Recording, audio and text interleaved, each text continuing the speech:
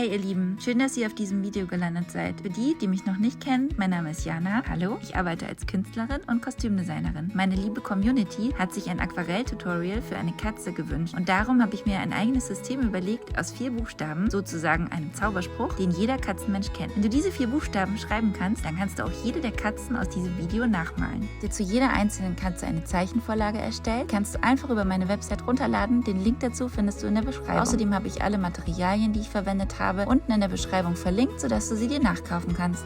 Ich habe 2 Flachpinsel verwendet für Details und größere Flächen, diesen Synthetikpinsel zum Abheben von Farbe, der ist ziemlich fest, diesen feinen Aquarellpinsel für Details und den französischen Aquarellpinsel nehme ich eigentlich für alles. Für die Katzen selber habe ich Ultramarinblau und Sienna gebrannt verwendet, Sepiabraun, Irgazin Gelb und Ocker. Und für die Hintergründe habe ich Dusk Pink, Hokas Grün, Lavendel, Minze, Koralle und Goldgelb verwendet. Manchmal habe ich auch ein bisschen Gouache dazu gemischt, wenn ich irgendwas wieder auffällen wollte. Zum Vorzeichnen kannst du einfach Wasser verwenden. Ich habe hier nur deswegen beige benutzt, damit du die Zeichnung auf dem Papier besser sehen kannst. Am einfachsten ist es aber, wenn du wasservermalbare Stifte zum Vorzeichnen nimmst. Die sind hinterher gar nicht mehr zu sehen. Ich habe dazu Aquarellstifte verwendet und für die Details auch einige Polychromos Buntstifte. Außerdem brauchst du ein Tuch, ein paar Orleborle oder Wattestäbchen und ich habe noch ein kleines Schwämmchen verwendet. Wir beginnen mit einem recht breit geschriebenen M. Und in der Mitte kreuzt es ein kleines E, das dann gekreuzt wird von einem kleinen O und einem großen, schwungvollen W. Und unten, wo das W seine Spitze hat, weißt du quasi schon, wo du den Schwanz der Katze ansetzen musst. Das rundest du später noch ein bisschen ab und dann füllst du diese Buchstaben alle mit Wasser aus.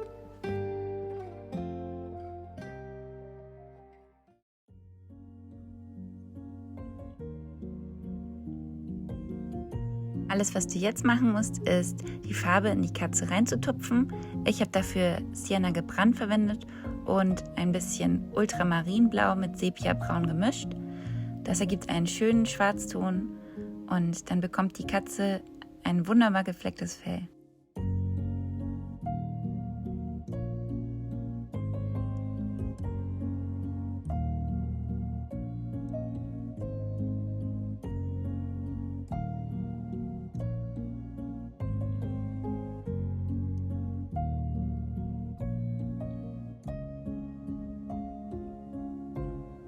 Als nächstes beginnen wir die Katze, die wir von vorne malen. Dafür malen wir das M ziemlich breit, wieder das kleine E, wieder kreuzt sich das kleine O und diesmal malen wir noch ein großes, breites O hinterher und ein ziemlich schmales W für die Vorderpfoten. Das wird dann wieder alles ausgefüllt mit Wasser. Und diesmal wird das eine Siamkatze. Den Schwanz kannst du etwas breiter malen, damit du da besonders fluffiges Fell erzeugen kannst. Die Farbe, die ich verwendet habe, war Sepiabraun. Ich habe das ein wenig verdünnt. Und dann tupfst du das vor allem auf der linken Seite, also der Schattenseite der Katze, in die Form rein. Und mit dem breiten, flachen Pinsel kannst du den Schwanz ein bisschen ausfächern und die Konturen der Ohren gut nachmalen. Dann gehst du mit dem vollen Sepiaton in die Pfoten unten rein, die ja dunkler sind bei den siamesischen Katzen und kannst da einige Lagen drüber legen. Und wenn das ein bisschen getrocknet ist, kannst du mit dem Flachpinsel auch ein paar Akzente im Fell setzen.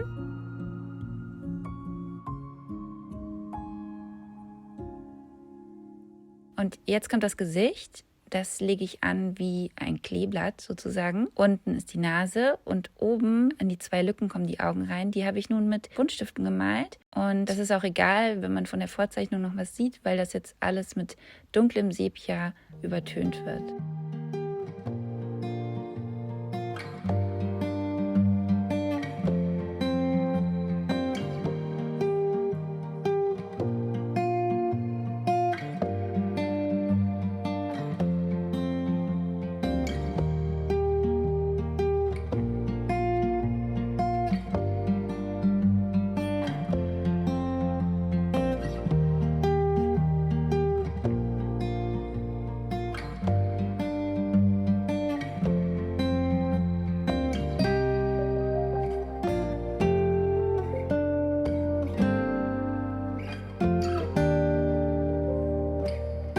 Hintergrund habe ich mit Ultramarinblau angelegt und dafür habe ich den Flachpinsel verwendet. Was ich gerne mache, ist, auf der beleuchteten Seite der Katze lasse ich ein bisschen Weiß um die Kontur herum stehen, um das Fell von der Katze anzudeuten. Und auf der dunkleren Seite, der Schattenseite, da male ich bis ganz an die Kontur der Katze ran.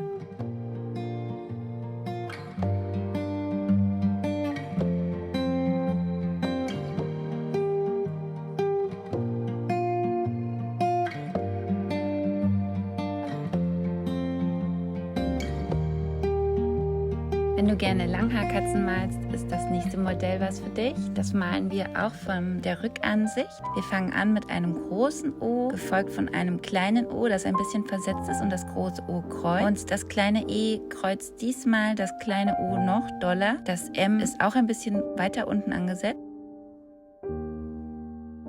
Wir malen das Gesicht der Katze als Kleeblatt, so wie ich euch das vorhin schon gezeigt habe.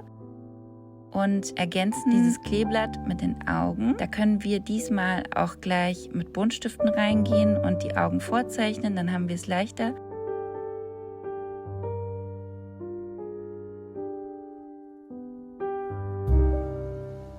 Also habe ich diesmal mit den Details der Katze angefangen und sie mit Buntstiften angelegt. Das kannst du aber natürlich auch in Aquarell malen. Und dann habe ich nur grob die Umrisse mit Wasser ausgefüllt und es ein bisschen antrocknen lassen, sodass du eine leicht feuchte Schicht hast. Und dann habe ich losgelegt mit den Farben. Diesmal habe ich Ocker verwendet und das mit gebrannter Sienna gemischt und dunklem Sepia-Braun. Und habe das einfach kreuz und quer in die Silhouette hineingelegt und mit einem Flachpinsel versucht, möglichst spitze Ecken zu erzeugen. Wenn du dir so ein Bild von einer wuscheligen Katze anschaust, dann siehst du auch, dass immer wieder so dunklere, schattige Stellen im Fell zu sehen sind. Und das kann man mit einem Flachpinsel ziemlich gut nachahmen.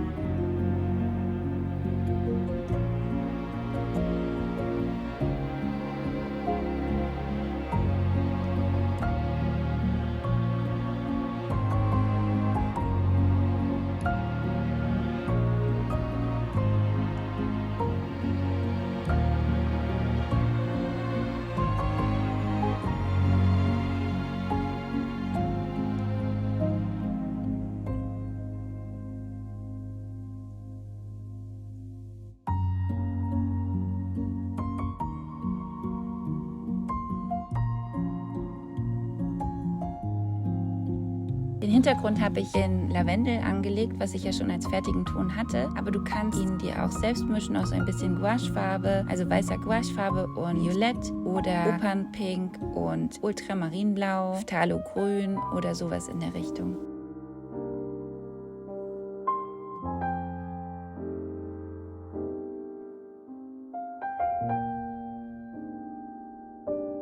Mit einem schmalen Aquarellpinsel kannst du noch ein paar Akzente setzen und die Wirbel im Fell besser hervorheben.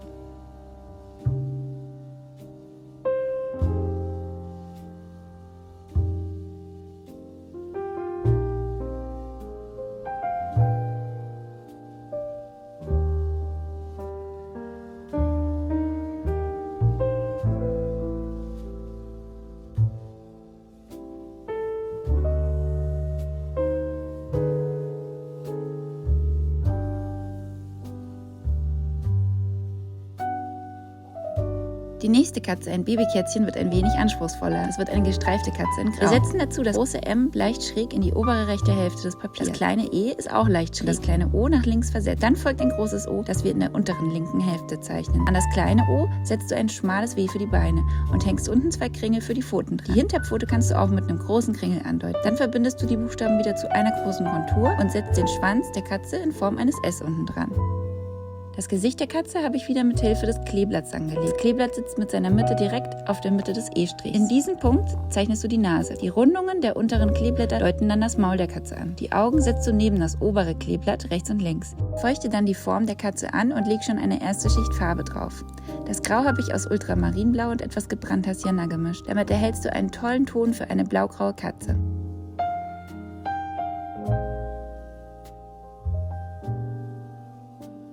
Für die Streifen der Katze ist es wichtig, dass du den Grad an Feuchtigkeit auf deinem Papier richtig einschätzt. Du siehst hier, dass meine feuchte Fläche an Kopf und Vorderbein schon fast trocken aussieht. Das ist der perfekte Zeitpunkt, um sanfte Streifen reinzulegen, die keine zu harte Kontur bekommen. Im unteren Teil ist das Papier noch feucht schimmernd. Hier habe ich erstmal nur Schatten angelegt und dann gewartet, bis es fast trocken ist, um Streifen malen zu können, die nicht ineinander verschwimmen.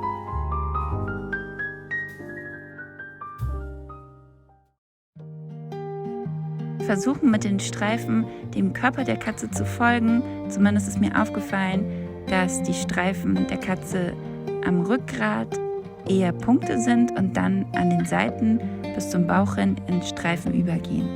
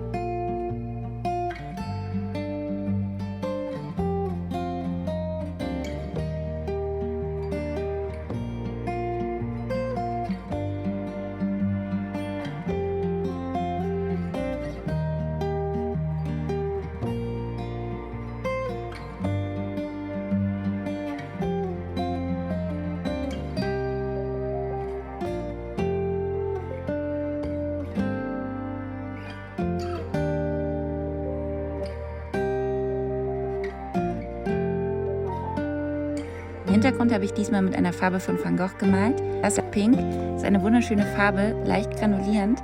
Sie hat verschiedene Effekte. In Teilen ist sie leicht Bordeaux, in anderen Teilen leicht pink und an manchen Stellen fleckig schwarz.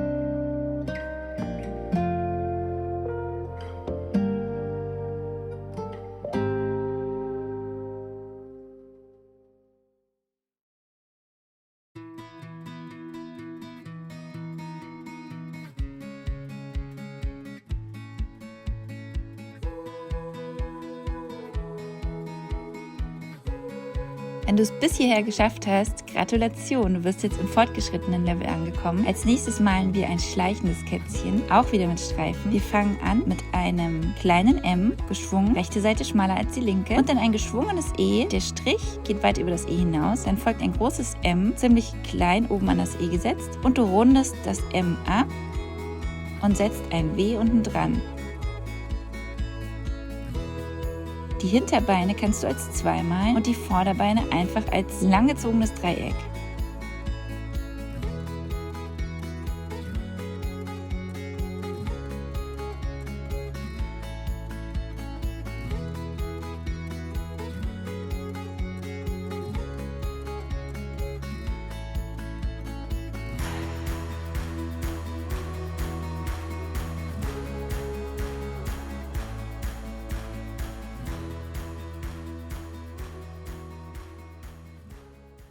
versuchen mit den Streifen dem Körper der Katze zu folgen. Zumindest ist mir aufgefallen, dass die Streifen der Katze am Rückgrat eher Punkte sind und dann an den Seiten bis zum Bauchrind in Streifen übergehen.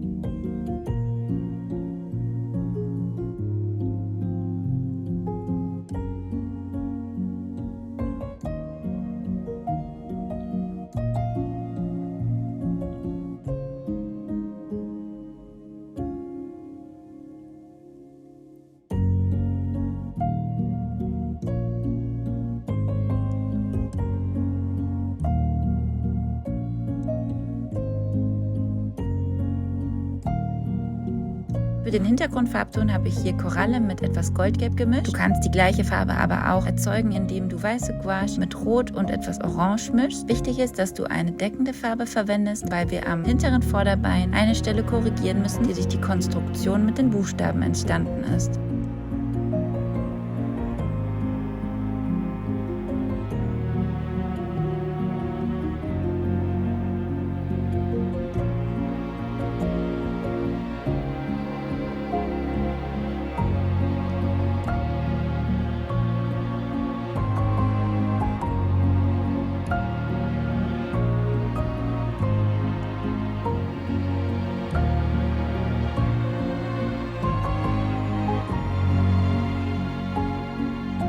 Am Schluss habe ich versucht, die Schatten am Boden etwas anzudeuten, damit die Katze nicht so sehr in der Luft schwebt.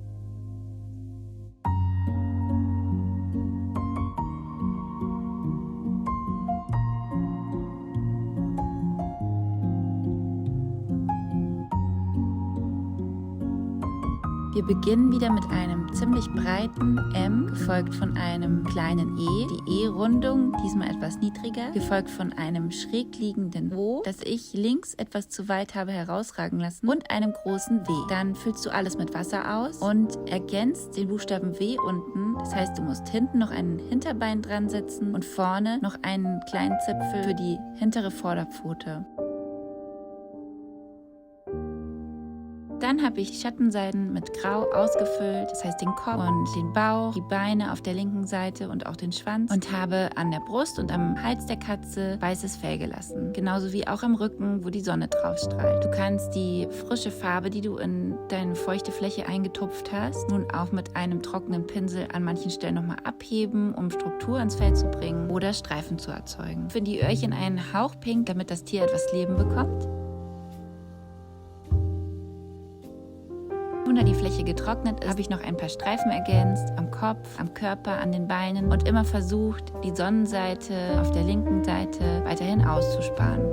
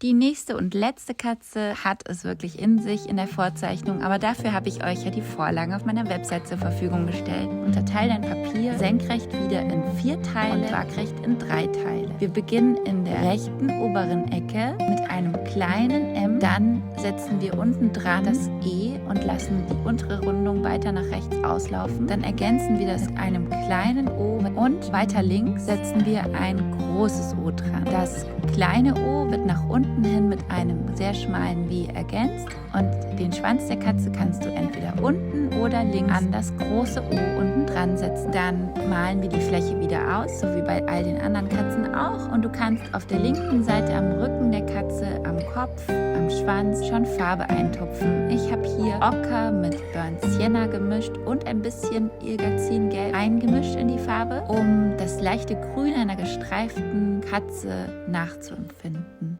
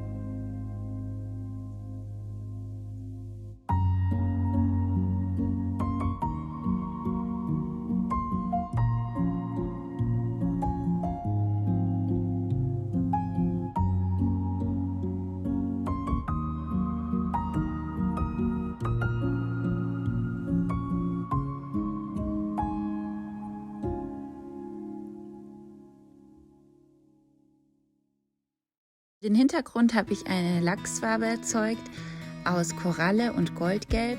Du kannst aber genauso gut Orange verwenden, ein bisschen Rot und weiße Gouache. Wenn du bis jetzt dran geblieben bist, will ich dir erstmal danken, dass du dir mein erstes Tutorial bis zum Ende angeschaut hast. Ich freue mich, dass du dabei warst. Ich hoffe, du kommentierst und likest, Fragen und Anregungen gerne in die Kommentare schreiben. Das ist mein erstes Tutorial, deswegen muss ich wahrscheinlich noch viel lernen, aber ich freue mich über eure Unterstützung. Alle verwendeten Materialien findest du unten in meiner Beschreibung und die Vorlagen für die Katzenzeichnungen auf meiner Website hinterlegt. Kannst du dir einfach runterladen und zusätzlich verwenden. Danke und bis zum nächsten Mal.